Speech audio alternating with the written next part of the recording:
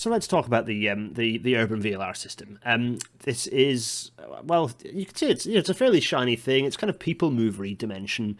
It's got a driving position at each end here. Actually, you know what? It's probably easier to do this in a schematic form. It's actually got two kind of bogey systems to allow it to traverse that really tight 50-meter radius curve, which is, pretty impressive. That's very, very tight.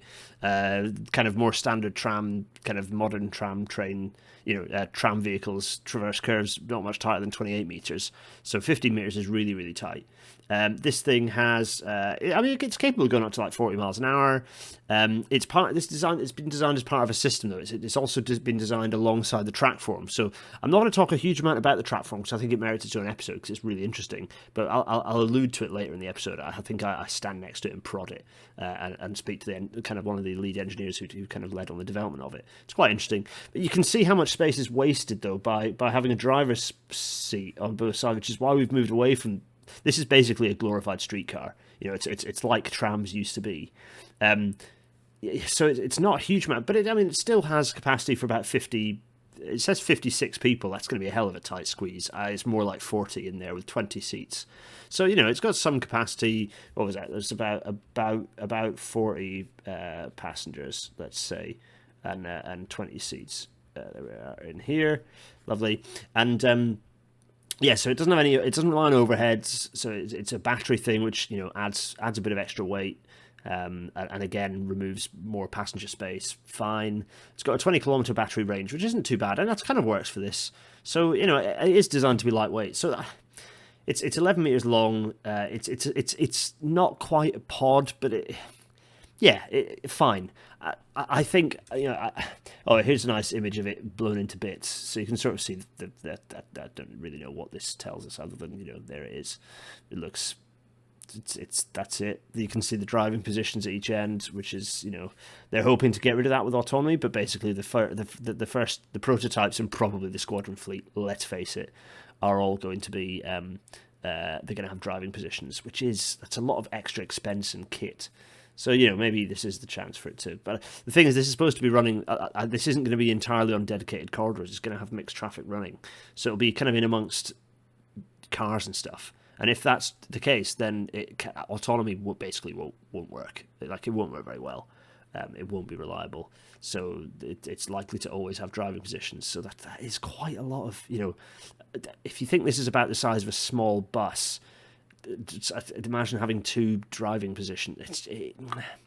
There's a reason why the trams generally get longer. But anyway, okay, fine. It is what it is. We'll this element of it, the urban VLR, I'm more skeptical of.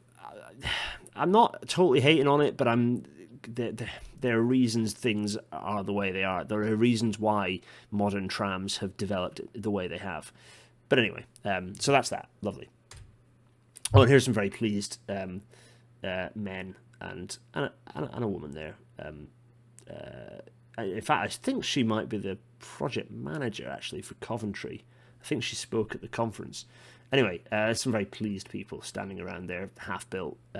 It's not the mock-up. This is actually the real vehicle, but it's there, half built and looking snazzy.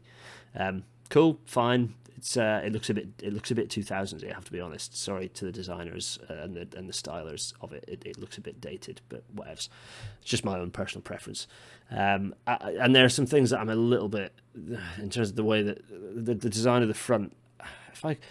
If I go back to the picture at the front, I can just see. Yeah, you can't really see it from this picture, but when I saw the real thing at the event, which we weirdly weren't allowed to video, it does look a little bit like people are going to get dragged underneath there, if because of the weird kind of the curve shape, whereas there's more of an aggressive shape that's more of a scoop for people. If on more modern trams, anyway, yeah, fine. I'm sure they have thought about that stuff. Fine, and this will be for Coventry. The point of this is it'll be roll out in Coventry. They'll be looking to roll it out sort of. I think they're aiming.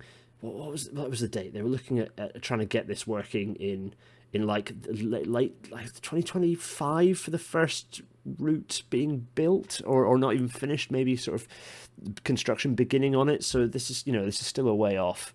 But they're aiming to start kind of. It's going to have like what was that?